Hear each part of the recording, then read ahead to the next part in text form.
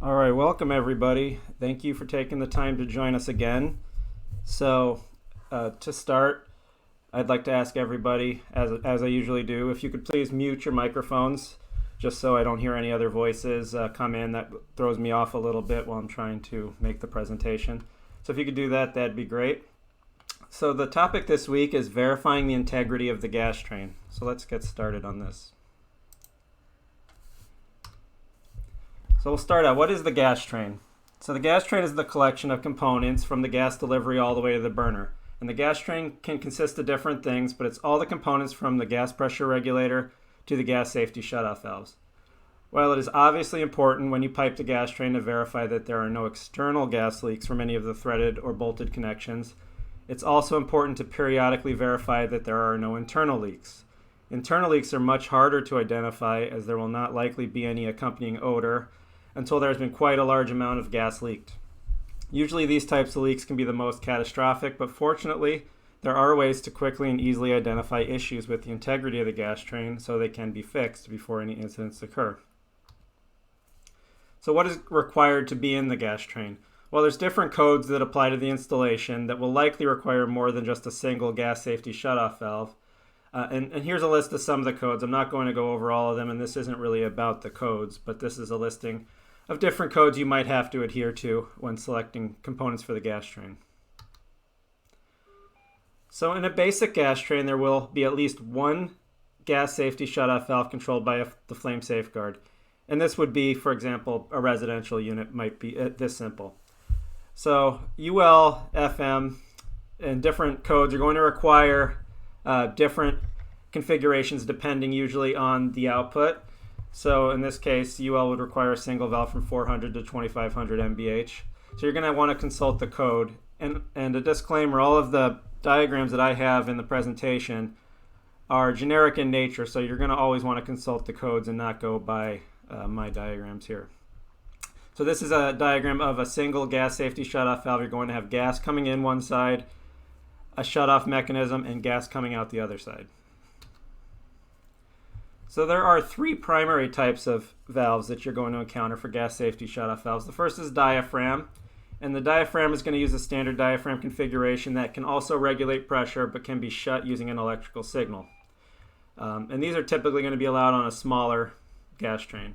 Then there's a solenoid type, which uses a magnetic coil to open a valve. It's very similar or analogous to a relay, as it converts an electrical signal into, in this case, gas. So it's using an electrical signal to turn off gas. And they're primarily going to be used for a pilot valve or a vent valve. And then lastly, we have the motorized. Motorized valves use a motor to close a valve stem. These will often use hydraulics internally. UL will allow motorized valves for the safety shutoff from 2501 MBH upward. And so they're going to have different requirements where they're going to allow different valves to be used. So then as the gas train becomes more complex, you're going to add a second safety shutoff valve. And if you add a second safety shutoff valve, and this is also going to be required by code based on the size of the output. So larger outputs are going to require two safety shutoff valves. The gas is going to come in, go to the second or upstream safety shutoff valve. Then there's going to be a piece of pipe in between before it goes into a second main or downstream gas safety shutoff valve before going into the burner. And the reason there is two is in case there's a leak from one, it wouldn't go through the second. So it's just for redundancy. So then there's the pilot valve. If you're going to use a pilot valve, it's going to have a separate gas safety shutoff valve as well. And it will typically be piped in parallel to the upstream safety shutoff valve. This is just one configuration, and I have another configuration on the next slide. So in this case, it would be in parallel to the upstream gas safety shutoff valve. An alternative arrangement may have the pilot line piped in parallel to the downstream safety shutoff valve, where the first or upstream safety shutoff valve would have to open in order for there to be gas getting to the pilot valve. And this might be more common in European codes. The flame safeguard would have a separate output for the upstream valve in this case, as it must be opened to allow the pilot valve to receive gas. High and low gas pressure switches may also be required to be installed and wired to the flame safeguard per code as well. And there would be a requirement for there to be a lockout if either were to trip. So if you're going to use gas pressure switches, you would put the low gas pressure switch before the upstream valve and the high gas pressure switch after the downstream valve. So gas valves may have a mechanical switch that is adjusted to provide independent verification that the valve is physically closed, and this is called a proof of closure. If debris or some other impediment would cause the valve to not fully close, which would typically result in gas leaking by, the switch would indicate that the switch would not indicate that the valve is closed. So you might hear other terms for proof of closure, such as fuel valve end switch, or closed position indication, or the acronyms for them, FVES or CPI. And the switch is going to be wired so that there's continuity when the valve is closed. All valves with proof of closure switches are going to be wired in series to a single input on the flame safeguard that is monitored until the fuel valves are required to open. So if the proof of closure isn't made, the sequence will not start or there would be a lockout. So by most codes, a proof of closure switch should not be field adjustable. And here's a diagram showing a proof of closure. It's a mechanical switch, as you can see in this case. It's mechanically actuated by the valve stem internally to be independent from the electrical apparatus of the fuel valve. So here's an electrical schematic showing how this works. So in this case, red means that the valve is closed, and red in the electrical side means that there is electricity passing through. So right now both of these valves are closed, so they're red. Electricity is passing through the wire, which is red, to the input on the flame safeguard. This would be the normal condition when both valves are closed. So on the next diagram, I'm showing the upstream valve has something physically blocking. The red on the square part indicates that the signal to the valve is that it should be closed, but the green on the valve body is indicating that the valve isn't actually closed because in this case there's a blockage. Something is in the valve seat preventing it from fully closing.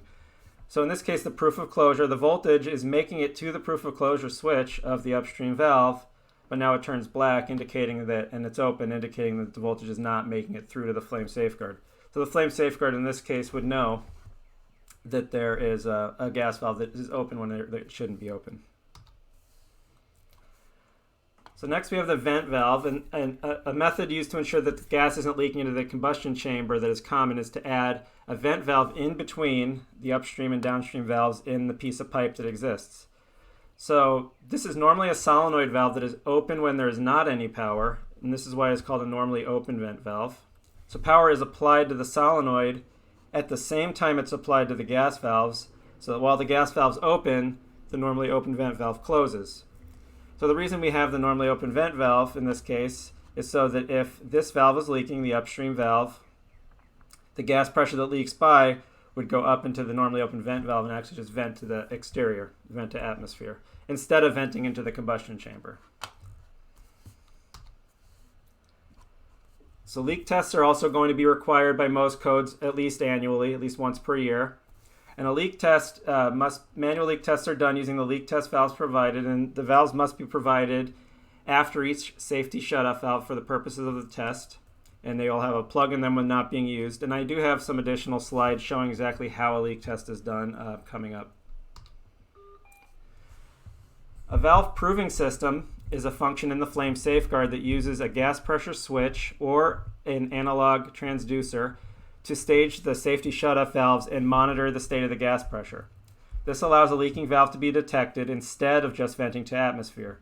So the valve proving pressure switch for the valve proving system will go approximately where the normally open vent valve would pipe. But instead of venting to atmosphere, a test is actually performed to check the pressure in this location. So the Burner Pro, the NXF 4000, and the NX 6100 offer options for a valve proving system. And so if you're going to use a valve proving system, you're going to use it in place of the normally open vent valve. So going back to the leak test, this is the method of how it works. So performing the leak test requires connecting a tube, and you cut the tube typically at a 45-degree angle, and you connect it to the leak test valve, and you submerge it in a container of clean water. Now the leak test valve is then opened, and you observe for a set period the number of bubbles that you count, which is the gas leaking through, and you compare it to the acceptable amount. And all the gas valve manufacturers will publish an acceptable amount of leakage. And it's going to be a very, very small amount, of course, but there is an acceptable amount. So you want to make sure the valve is closed that you're testing and that the other valve is closed as well. So that well, in this case, your gas couldn't come back from the other side because the gas is only going to go downstream. But you test one at a time and make sure all the valves upstream are closed. So the conducting the leak test is a little bit more complicated than that because you do have to make sure that the valves are closed when they're supposed to be. So it requires that jumpers are placed between line voltage and the safety shutoff valves and the vent valve if you have one, to isolate the valves being tested. So care needs to be taken with this step, obviously, because you're using electrical jumpers, and you should only place them when the power is off. So the first thing you do is you remove the flame safeguard from the wiring base or disconnect the gas valves from the flame safeguard. And if there's not a vent valve, it's easier. The upstream valve can just be tested immediately because it's already closed. So gas is already at the seat of the upstream valve, but with leak to atmosphere, if the vent valve is fitted, so if you do have a vent valve, you're going to have to power that to close it. So that would be the first test for the upstream valve. For the downstream valve, if the vent valve is powered, you keep it powered so it stays closed, but then you'd also have to power the upstream valve so that you can get gas pressure to the downstream valve seat, leave the downstream valve closed, and then you can leak test the downstream valve. So you have to go through all of those steps at least once a year to test that the gas valves aren't leaking manually. So proof of closure, most FireEye flame safeguards will support proof of closure, and if you want to know more details about how that works, consult the bulletin for the specific model. Now this, I have a couple of videos to demonstrate these different features for the remainder of the presentation. So this is a Burner Logix Y flame safeguard, and I'm going to just play this short video showing the proof of closure, which is referred to as fuel valve end switch in this case. So it didn't have confirmation from the fuel valve end switch, so it locked out. So the Burner Pro has valve proving, and the Burner Pro family of flame safeguards have a model specific for valve proving. So any Generation 3 Burner Pro with a model number ending in P, in this case you can see the model is BP110 UVFR-SXMP. So the P at the end indicates valve proving. So timings for the valve proving can be changed using the config wizard for Burner Pro or the BP410 TS touchscreen. The NXF4000 and NX6100 Nexus family of parallel positioning controls also have valve proving, and that is enabled as an option. So it's already available, you just enable it as an option. So I'm going to show you this video how you would enable it on an NXF4000. So first we're going to go into the menus. And what we want to do is go to the digital input setup because we need to configure the gas pressure switch that you're using to conduct the test. So we're going to set up one of the digital inputs for the gas valve proving switch for the normally closed pull and one for the normally open pull. So in this case DI7, gas valve proving normally closed. And the act of assigning digital inputs to gas valve proving is going to enable the function of gas valve proving. So that'll happen implicitly by assigning the inputs for the switches. So you're going to want one to be normally open, one to be normally closed, and you'll wire those poles of the switches to those assignable digital inputs. Next, we do have a burner control setup option for valve proving as well, where we can set some of the valve proving options. And there's going to be, I do have some more explanation as to how valve proving sequence is coming up shortly. So here we can set up the test times for the valve proving. If we're going to have, I'm going to log in offline real quick. If we're going to have 2 valves, 3 valves with normally open or normally closed vent valve, and when you want to do the test, you can do the test at pre-purge or post-purge. So that's how it's configured in the NXF4000.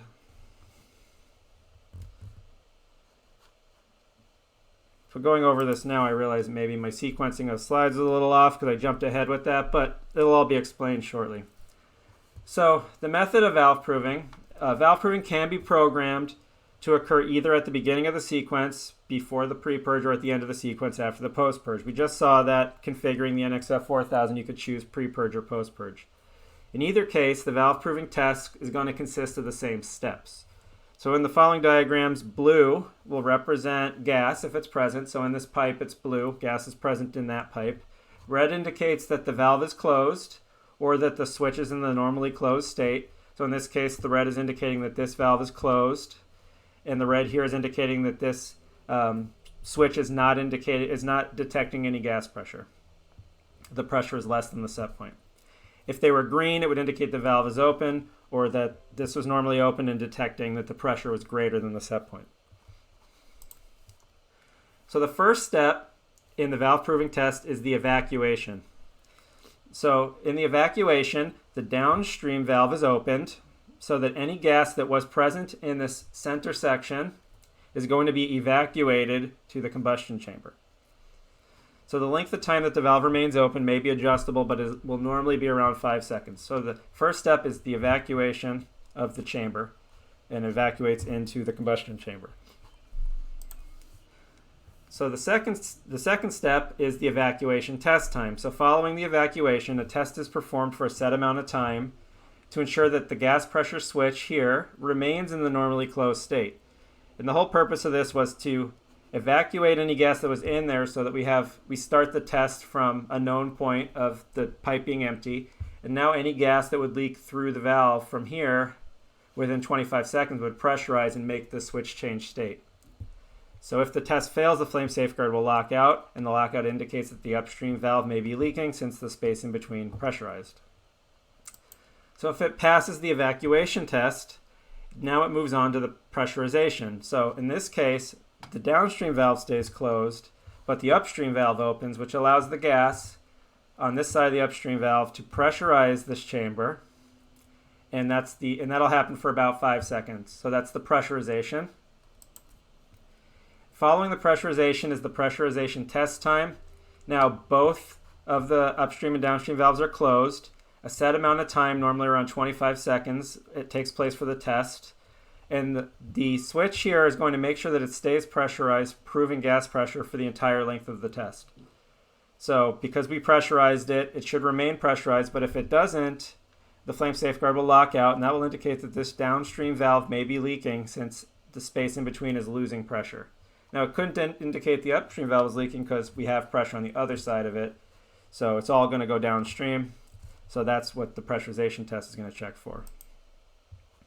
So the following is a demonstration of the Burner Pro performing the valve proving test. And in this first video, it's going to lock out due to a valve proving switch failure. So this is what the Burner Pro looks like with the smart LEDs indicating the status. So right now it's in standby. So the LED comes on for the blower, and the alternating LEDs now are showing that it's traveling, the actuator is traveling to a position.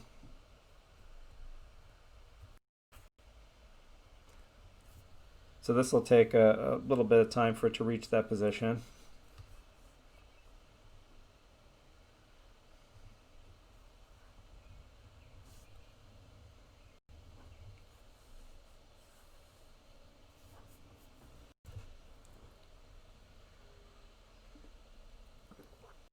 So now it has reached that position, so that LED indicates it's at the purge position.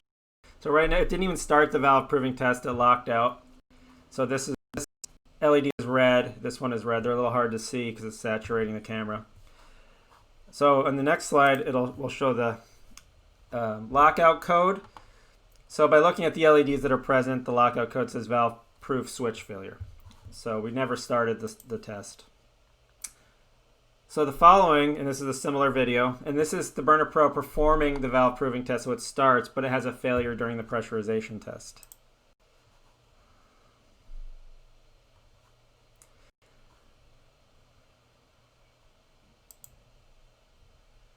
I'm going to skip ahead a little bit because we saw that part.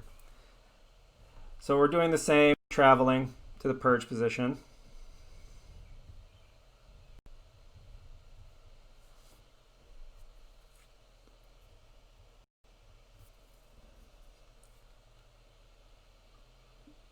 So now that we're at the purge position, it's going to initiate the valve proving test. You can tell because the status LED at the top is blinking. And now the LEDs cascade downward, and that indicates that it's doing the evacuation test. So the LEDs do tell you where it is in the valve proving sequence. So it's doing the evacuation test right now, and it should take about 25 seconds. And as it does it, the LEDs will continue to cascade.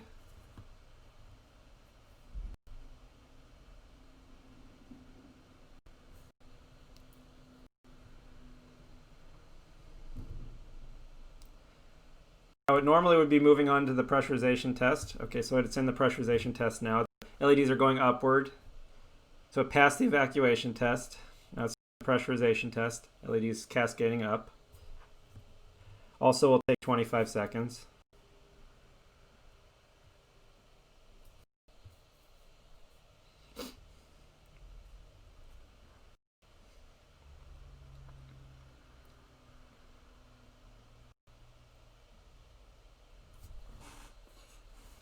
And so locked out at the end of that.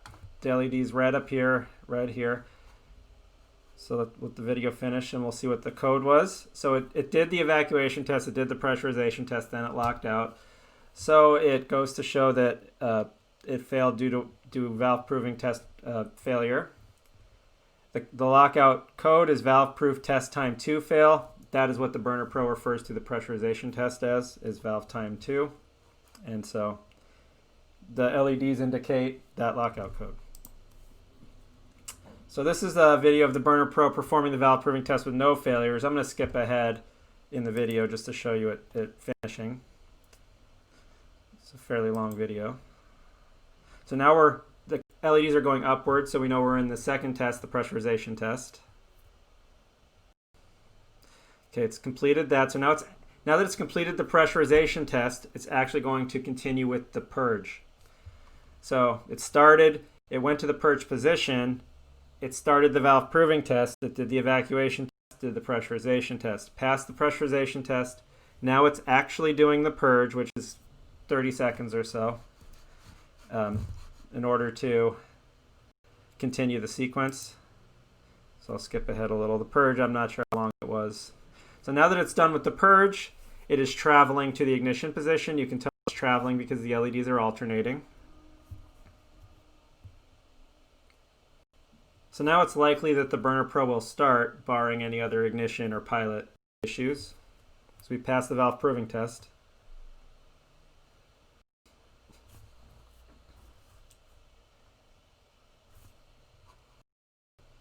So now it's in the ignition position.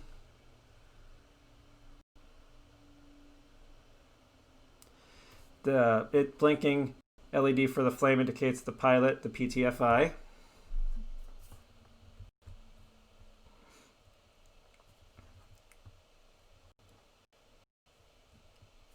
And we're almost in auto. The LED for auto is the circular one here. So when that one lights up, that means we're in auto, automatic and running. Okay, so now that that's complete, just going to skip to the end of the video.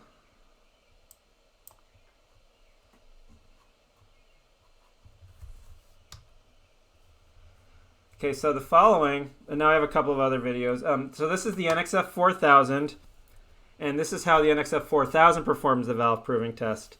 And right here, this will fail during the evacuation test. Now, in this case, I have a switch. It says GPS, and that is gas proving system, I think. I don't know what it stands for, but I can set it up in the auto on the trainer so that it does everything automatically and passes, or I can manually close or open the switch to make it fail the test.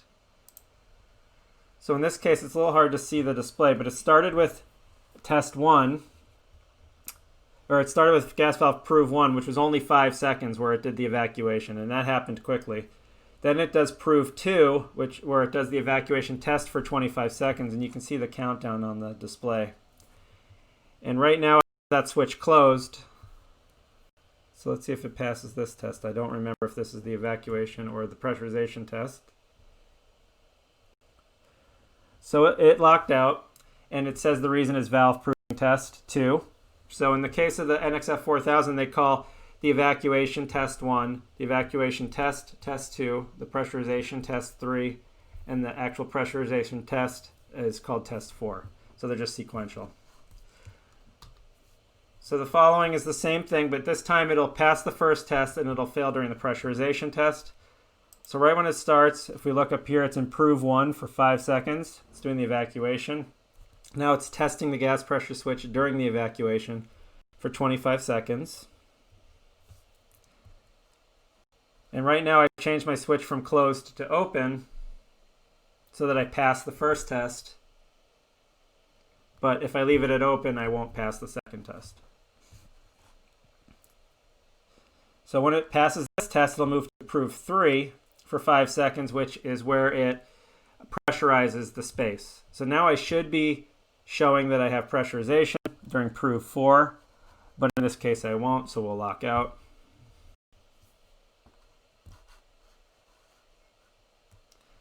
So we should lock out in 10 seconds.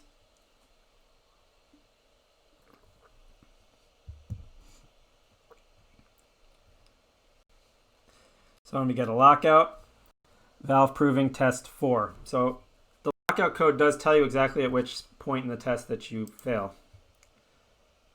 So the following, and this is the last one, this is a test with no failures at all, so I'll skip ahead a little bit.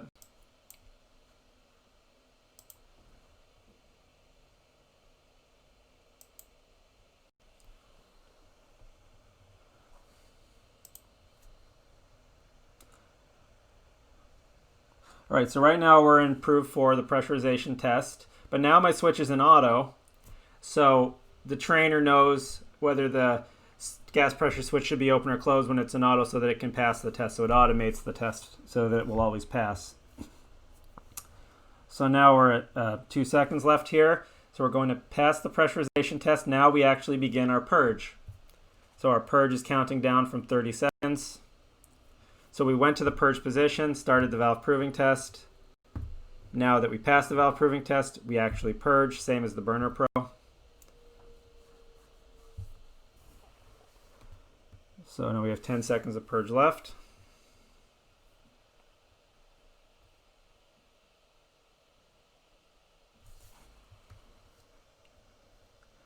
And now we're going to move to the ignition position. So right now the servos are moving to the ignition position.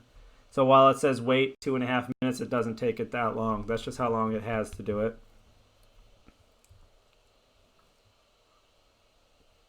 As soon as we get to that position, it will light off.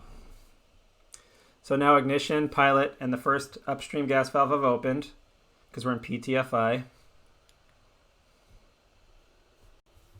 And remember, the upstream gas valve opens because it might need to open in order for the pilot to receive gas pressure.